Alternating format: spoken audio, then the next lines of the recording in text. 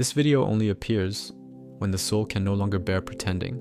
And if you are hearing this now, it is because something in you has grown tired of living on autopilot, tired of being strong on the outside and empty on the inside, tired of sustaining a life that functions but does not touch, does not warm, does not fulfill. You did not arrive here out of curiosity, you arrived out of exhaustion. Rumi never spoke to those who wanted to learn, he spoke to those who were too wounded to keep lying to themselves. There is a silent weight that follows you every day, as if you were living the right life with the wrong heart, as if something in you knew this is not your true form. And that hurts because no one taught you that this pain is not weakness, it is memory trying to return. You wake up, comply, respond, move on, but inside there is a distance, a sense of watching your own life from the outside, and the more you try to fit in, the more this distance grows. Sufism never called this a mistake, it called it forgetting. The ego learned to survive, to adapt, to please, but the soul accepts no bargains. It does not negotiate with what is false, and when it is ignored, it begins to scream as emptiness, anxiety, nameless fatigue. Rumi said the wound is the place where the light enters, and this restlessness you feel now does not want to destroy you, it wants to remind you. Perhaps you spent years trying to improve yourself, correct yourself, strengthen yourself, without realizing that the problem was never a lack of something. It was an excess of what is not you. The ego built a character to be accepted, but the soul only wants to be recognized. That is why silence frightens you, because when everything falls quiet, it speaks. And when it speaks, it shows you where you abandoned yourself, where you betrayed yourself, where you chose safety instead of truth. What you feel now is not a spiritual crisis, it is a return. Rumi did not teach external paths. He pointed inward to the place where you do not need to prove anything, where comparison does not exist, where love does not depend.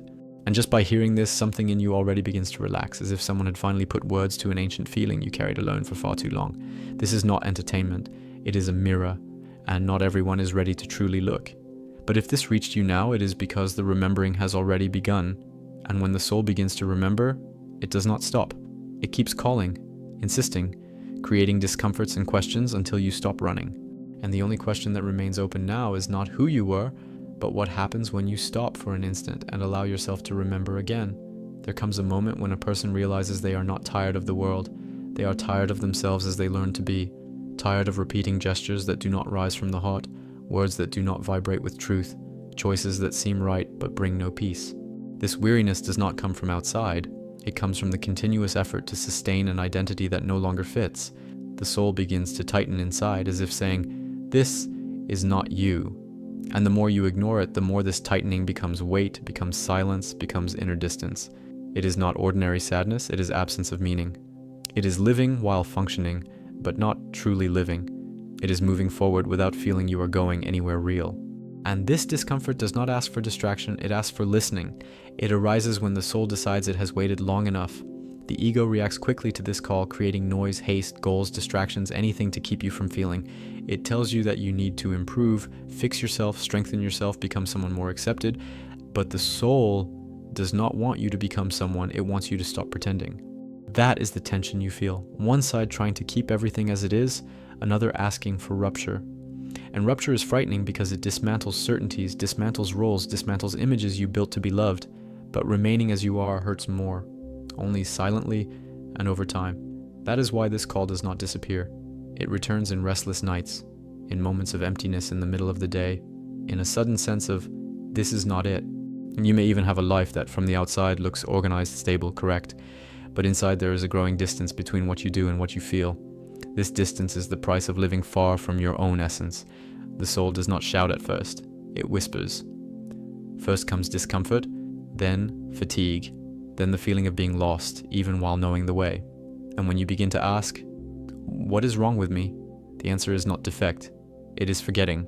You forgot yourself because you had to, forgot to adapt, to survive, to be accepted. But there comes a point when this adaptation begins to suffocate. On the Sufi path, remembering is not acquiring knowledge, it is removing layers. It is a return to the simple, to what was always there. The soul is not complicated, fear is what complicates. Fear of losing control, fear of disappointing, fear of no longer being recognized by the character you uphold. And the ego feeds on this fear, saying that without it you are nothing, but that is a learned lie. You existed before any role, before any label, before any expectation, and that presence is still there, silent, observing everything. When you feel this silence, something calms, even if it hurts, because it is true. Perhaps you tried to fill this emptiness with achievements, relationships, distractions, superficial spirituality, but nothing holds. Everything passes quickly. Everything loses its shine. This happens because the soul does not want to be entertained, it wants to be recognized. It no longer wants substitutes. And the more you try to silence this call with external things, the stronger it becomes, not out of cruelty, but out of love. A love that refuses to let you keep losing yourself. A love that prefers to cause discomfort rather than allow definitive forgetting. That is why this sense of urgency grows. Something in you knows that continuing like this carries too high a cost. When Sufism speaks of dying before dying, it does not speak of physical death. It speaks of the death of the false. It speaks of letting fall the masks that no longer serve. And this does not happen all at once. It happens in small inner shocks, small truths you can no longer unsee. You begin to notice when you are betraying yourself, when you say yes while wanting to say no, when you smile without feeling. And this hurts because it removes the comfort of unconsciousness. But it also frees because it brings you closer to home. The soul recognizes every step in this direction, even if you cannot yet explain what is happening. There is a silent intelligence operating in this process. It is not chaos, it is adjustment. Situations begin to lose meaning, people drift away, interests change, and the ego calls this loss, failure, confusion. But the soul calls it alignment. Not everything that falls apart is bad. Not everything that hurts is a mistake. Sometimes it is simply what is not true falling away. And the more you resist, the more intense the process becomes because resistance prolongs pain. The call does not go away, it only changes form until it is heard. You may fear not knowing who you will be without this old identity. That fear is common. The ego always asks, who will I be? The soul answers, be. Thus, there is no new character waiting. There is a simpler, more real state of presence. An inner place where you do not need to justify yourself, compare yourself, or prove anything. This place is not constant euphoria. It is honest peace. And honest peace sometimes begins with discomfort because it dismantles illusions, but it is a peace that sustains, that does not depend on applause or approval. The emptiness you feel is not absence. It is space. Space created when the false began to fall.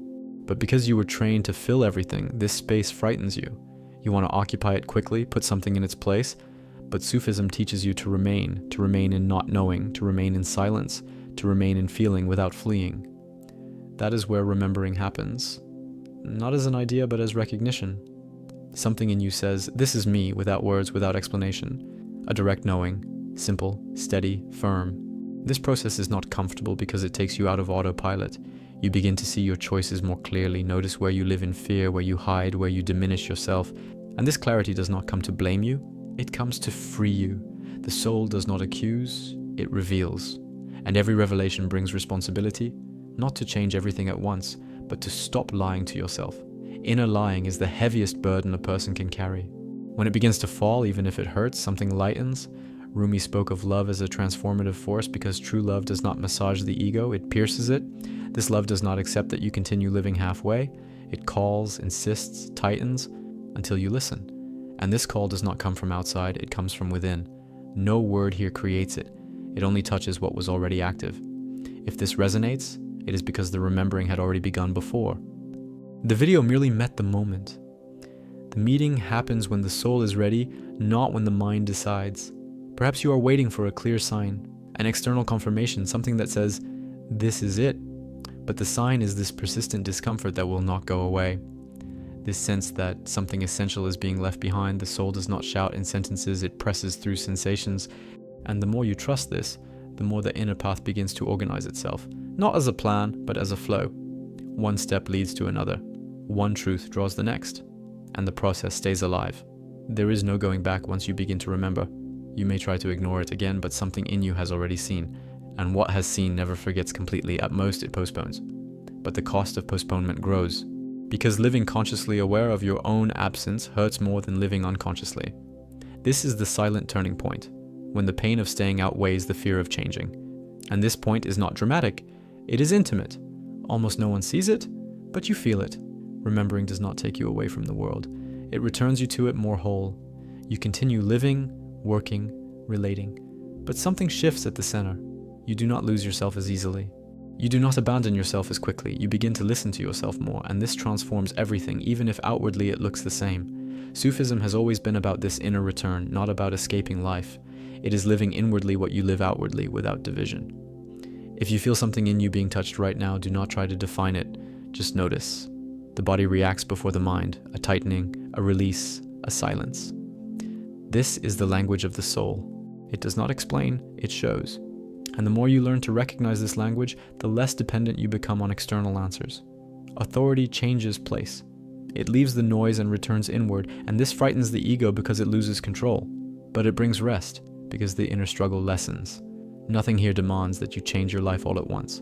The soul does not ask for radicalism. It asks for honesty. A small gesture of listening already changes everything. A moment of presence already opens space. The process builds step by step. What matters is not abandoning yourself again when discomfort arises, because it will arise. Remembering is not linear. It comes in waves, but each wave carries you deeper. There is something in you that has always known this, even without words, a part that recognizes this path as ancient, familiar, as if you were simply returning. And this sense of return does not need explanation to be real. It confirms itself in the silence that remains afterward, a different silence, fuller, more alive, and when this silence begins to settle, new questions arise, not to confuse but to deepen. The soul is not satisfied with ready-made answers. It wants direct experience, it wants presence, it wants truth that is felt. And that is why this process keeps opening. Each layer that falls reveals another, more subtle one. Each identification that dissolves opens a larger space. And none of this happens by force. Force belongs to the ego. The soul moves by attraction. It calls until you draw near of your own will.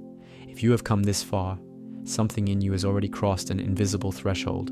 This is not an ending, it is an opening, an inner door that does not close once opened. And from here on, the remembering continues to reveal itself not in grand events, but in small, daily recognitions. And perhaps the question beginning to form now is no longer, what is wrong with me, but something far deeper that is still organizing itself within you. Why remembering who you are makes the ego panic. Rumi. When the soul begins to remember, the ego panics because it knows it was created to survive, not to rule. It is born of fear, adaptation, the need for acceptance, and when remembering arises, even subtly, it senses a threat. Not because you are going to die, but because the lie begins to lose strength. The ego cannot tolerate silence, cannot tolerate presence, cannot tolerate simple truth. It needs story, noise, comparison. And when something in you begins to rest inwardly, it agitates, creates doubt, urgency, fear. This panic is not an error. It is a sign that something real has been touched. You feel this when you try to sit in silence and the mind speeds up, when you try to feel the body and anxiety appears, when you try to be honest with yourself and guilt arises. The ego interprets remembering as loss of control. It says you will lose yourself, disappoint others, end up alone. But this is only the fear of no longer being the center. Rumi never spoke of the ego as a moral enemy, but as a veil that believes it is the face. When the veil begins to fall, it fights to remain. The ego survives on repetition, routines, roles, emotional habits. Remembering breaks this repetition. It introduces awareness, and awareness is corrosive to whatever depends on unconsciousness. That is why discomfort increases as you draw closer to yourself. It is not because something is wrong, it is because something is too right. The ego prefers a familiar suffering to an unfamiliar freedom. It prefers predictable pain to unpredictable truth. You may notice that when something in you begins to align, old patterns try to return with force. Old thoughts, emotional addictions, self-sabotage. This is not relapse. It is resistance. It is the ego trying to reassert territory. It creates stories like, this is dangerous, this is madness, this is not for you. But the soul does not respond with arguments. It responds with a sense of truth, a strange calm in the midst of chaos. The ego's panic also appears as haste to decide, to act, to change everything. It tries to hijack the process, but remembering is not in a hurry. It reveals itself at the rhythm of the body, not the mind. The ego wants to control even awakening, to turn remembering into a spiritual identity. And that too is a trap. Rumi warned of this. The ego can even wear sacred clothing. When the soul begins to remember, it does not ask you to fight the ego. It asks you to see it. Seeing dissolves more than confrontation. The ego weakens when it is observed without judgment because it lives on reaction. When it does not receive reaction, it loses strength. And that is frightening because the ego does not know how to exist without being fed. The panic also arises when you realize you no longer need to prove anything. This is a direct threat. The ego lives on validation, likes, approval, recognition. The soul lives on coherence. When you begin to feel this inner coherence, external need diminishes. And this disorganizes everything that was built to please. Perhaps you have felt this recently. Less patience for what is false, less tolerance for empty conversations, less energy for old roles. This is not arrogance, it is alignment. But the ego interprets it as social risk. It fears rejection. The soul does not fear being alone, it fears being distant from itself. This inner conflict creates tension, and that tension is the field where transformation happens. The ego tries to convince you that without it there is no safety. But observe, it has never brought peace, only temporary control. Remembering brings something different, not euphoria, but rest. A rest that does not depend on circumstances. And this is deeply threatening to a structure based on constant effort. Rumi said that where there is love, the ego dies, not because someone killed it, but because it is no longer necessary. True love dissolves the need for defense, and remembering is a form of love. Love for truth, love for essence, love for what is simple and real. You do not need to expel the ego. It dissolves when you stop obeying it, when you feel fear and do not run, when you observe anxiety without rushing, when you allow silence even with discomfort. Each time you do this, remembering deepens. The ego's panic is not the end of the process, it is the conscious beginning. It appears when you cross an inner boundary. And this boundary is invisible to everyone else, only you feel it. It is the point at which continuing to pretend hurts more than facing the truth. The soul does not want to destroy the ego, it wants to put it in its proper place, a place of tool, not master. And when this begins to happen, life changes from the inside out, not by force, but by clarity. If something in you is recognizing itself here, notice how the body responds. The body always knows before the mind. That response is remembering in motion, and it will not stop now. The emptiness that appears when the soul awakens, and why it is not depression. Rumi. When the soul begins to awaken, the first feeling that arises is not light, nor joy, nor clarity. It is emptiness. A strange, silent emptiness that does not resemble ordinary sadness. And this frightens you because no one talks about it. You expect to feel better, but instead you feel more naked, more exposed. This emptiness is not depression. It is newly created space. Space left behind by what is no longer true. Depression weighs you down, paralyzes you, closes you off. This emptiness opens. It does not drain your energy, it removes distractions. You feel less desire for things that once drove you, not because life has lost meaning, but because you have lost your taste for the false. And this is confusing. The mind wants to label it, explain it, medicate it, escape it, but the soul asks for staying. This emptiness arises when old identifications begin to fall away. Roles, inherited desires, external expectations. All of this once occupied inner space. When it falls, silence remains. And because you were trained to fill everything, silence feels like a threat. But in Sufism, emptiness is preparation. It is the field in which something real can be born. Rumi said that the cup must be empty to receive the wine, but no one speaks of the discomfort of emptying the cup. Emptiness is this in-between phase. It is not absence of meaning, it is cleansing. And every cleansing leaves the space feeling strange for a while. You enter a room after removing the furniture and hear an echo. That echo is not loss, it is transition. You may notice less interest in superficial conversations, less patience for noise, less enthusiasm for old goals. This is not apathy, it is realignment. The soul is withdrawing energy from what no longer represents it. And the ego calls this danger. It says you are falling behind, that you are losing motivation. But observe, what is dying is not you, it is false motivations. Depression pulls downward. This emptiness pulls inward. It invites retreat, not isolation, listening, not resignation, but because you were never taught how to listen, this feels unfamiliar. Society calls a problem whatever does not produce. The soul does not produce, it is. Within this emptiness, questions arise without immediate answers. What do I want? Who am I without this? Where am I going? The mind panics because it cannot find solid ground, but the soul does not need fixed ground. It orients itself by felt truth, and that truth is still forming. Emptiness also removes emotional distractions. Dramas lose their grip. Automatic reactions soften. This may feel like numbness, but it is a finer sensitivity emerging. You begin to feel what is essential. Everything else loses volume, and this changes everything. Rumi said the garden does not bloom while the ground is full of stones. Emptiness is the ground being cleared. It is not beautiful, but it is necessary. And the more you try to flee it, the longer it lasts. The more you remain, the more it transforms into fertile space. You do not need to force meaning right now. Forcing meaning is the ego's work. The soul matures in silence. Allowing emptiness is trusting the process. And trust is not certainty. It is conscious surrender. Many people turn back at this point. They try to fill the space quickly, enter relationships, projects, performative spirituality, anything not to feel the emptiness. But this only postpones it. The emptiness returns stronger because the soul does not negotiate. This emptiness does not want to erase you. It wants to return you to yourself. It wants you to stop seeking outside what needs to emerge from within. And this takes time, a time that does not follow clocks, an inner time. Notice whether, even within the emptiness, there is a strange sense of truth, new honesty, simplicity. This is a sign you are not lost. You are in transition. And transitions are uncomfortable because the old no longer works and the new has not yet revealed itself.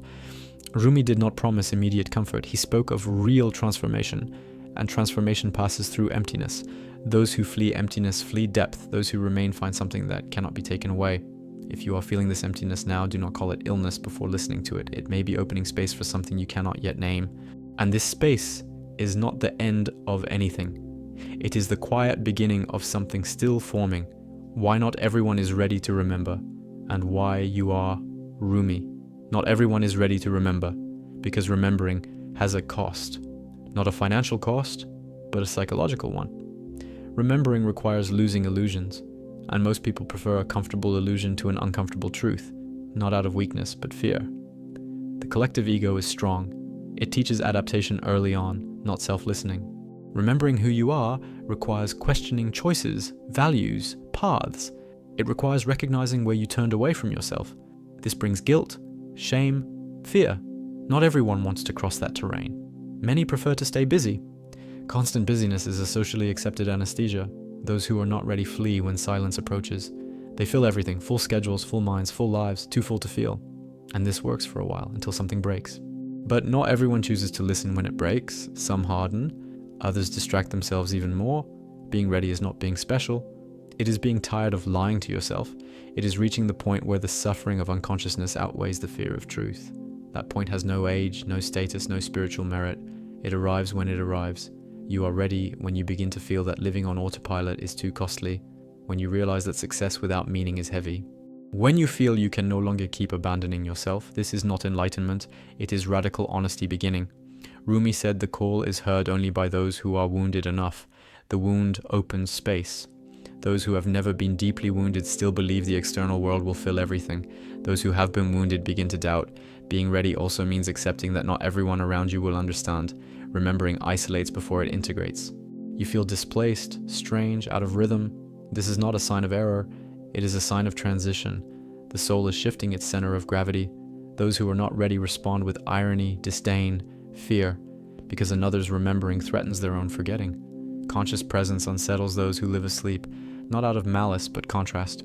You are ready when you begin to feel more than you can explain, when something resonates before it is understood, when the body responds before the mind. This readiness is silent, it does not announce itself, it does not display itself. The soul does not choose the most intelligent, it chooses the most sincere, the ones who can no longer live divided, who prefer truth over image even if it hurts.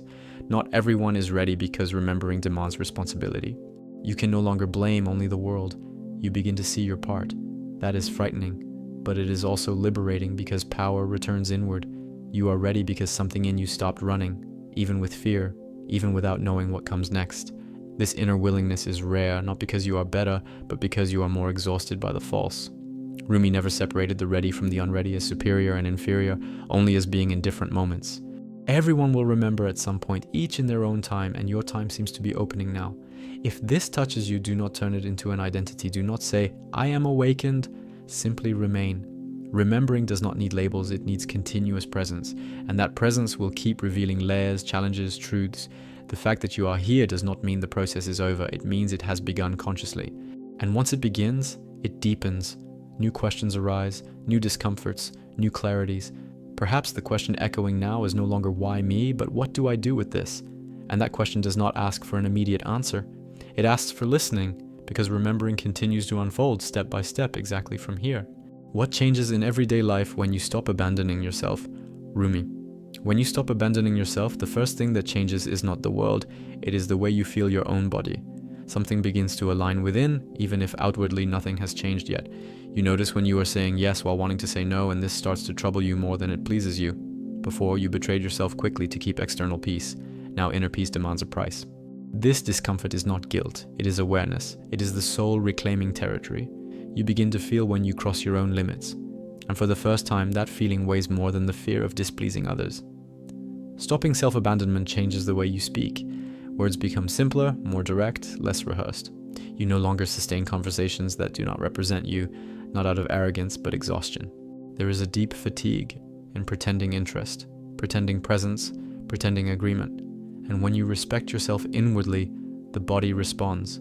Less tightness in the chest, less nodding in the stomach, less of that constant sense of being in debt to the world. You begin to breathe differently, and that changes everything. You also notice shifts in small choices, what you accept, what you tolerate, where you stay, with whom you stay. Before, you endured far more than you should have. You called it maturity. Now you call it abandonment. And that change of name changes the game, because when you see that you are abandoning yourself, something in you refuses to continue, even with fear, even without a plan B. The soul does not negotiate with its own absence. Stopping self-abandonment also changes how you experience time. The rush diminishes, not because you have become slow, but because you have stopped chasing what is not yours. Time begins to organize itself from the inside out. Some things fall away, others are delayed, others simply stop happening. And the ego calls this loss. The soul calls it cleansing. Not everything that disappears is missed. It only seemed necessary because it occupied space. You begin to realize that much of your exhaustion came from sustaining characters, being the strong one, the understanding one, the available one, the one who endures everything. When you stop abandoning yourself, these roles begin to crack, and people notice. Some draw closer, others move away. Not because you changed, but because you stopped shaping yourself. And that frightens those who were comfortable with your silent absence. In practice, you begin to say, "I'm fine," less when you are not. You withdraw before you break.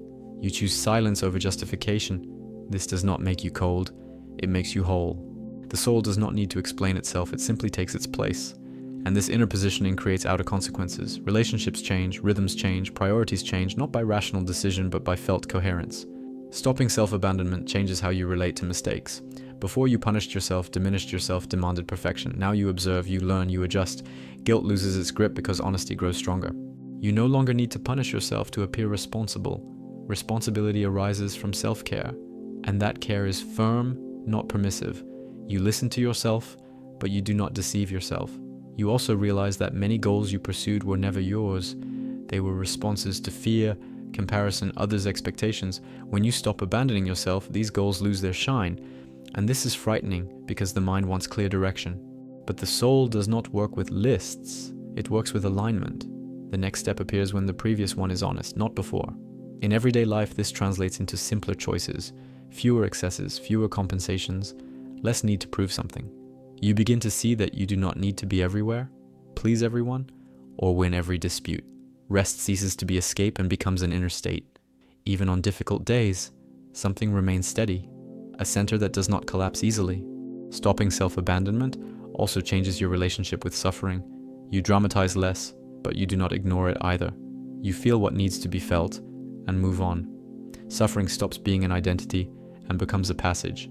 Rumi spoke of this when he said, "Pain cleanses vision, not because it hurts, but because it removes excess. And when you do not abandon yourself, pain does not turn into mud, it becomes a path." You begin to trust what you feel more than what you are told, not out of rebellion, but intimacy with yourself. This trust does not shout, convince, or impose, it simply guides. And the more you follow it, the clearer it becomes. The soul responds quickly when it is heard. The ego complicates, the soul simplifies. In daily practice, this appears in small but consistent decisions. Sleeping when you are tired, leaving when something does not resonate, staying when something is true, even with fear. You stop negotiating the essential. And this changes the quality of your presence. People feel when someone is whole. They cannot explain it, but they feel it.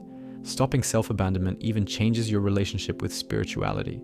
You stop seeking experiences and begin to live presence. You stop accumulating concepts and begin to listen to silence. You stop trying to arrive somewhere and begin to inhabit where you are. Rumi never spoke of escaping the world, but of radical presence. And that presence begins in the body, in the now, in the simple. You also notice that not every day is clear. Some days are confusing, others are heavy. But even on those days, you do not let yourself go. You do not violate yourself. You do not abandon yourself in order to return later. You remain with yourself. And this staying builds something solid within, something that does not depend on mood or circumstance. Stopping self-abandonment changes how you love.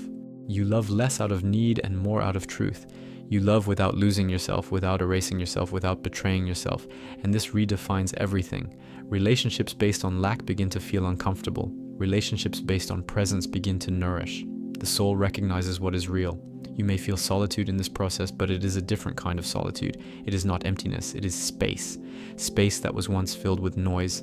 And within that space, something new begins to organize, not as a promise, but as a living possibility. You do not yet know what is coming, but you know what you can no longer be. Stopping self-abandonment does not make you someone special. It returns you to the simple, the essential, what does not require performance. And this simplicity is profoundly transformative because it does not exhaust you. It sustains you. It remains. And even now, as this echoes, something in you already knows exactly what we are speaking of, not as an idea, but as an old sensation rising to the surface. The question is not whether this makes sense. It is what you will do when you realize, once again, that you are about to abandon yourself or stay. If you have made it this far, it was not out of curiosity. It was because something in you recognized that you can no longer anesthetize yourself without paying too high a price. This video does not ask you to change everything now. It only asks that you do not abandon yourself again when the old comfort calls. If this message moved through you, subscribe to the channel, because this space exists for those who no longer want to sleep. Activate the bell to continue this path with real depth, and leave a comment saying only, "I felt it, that is enough."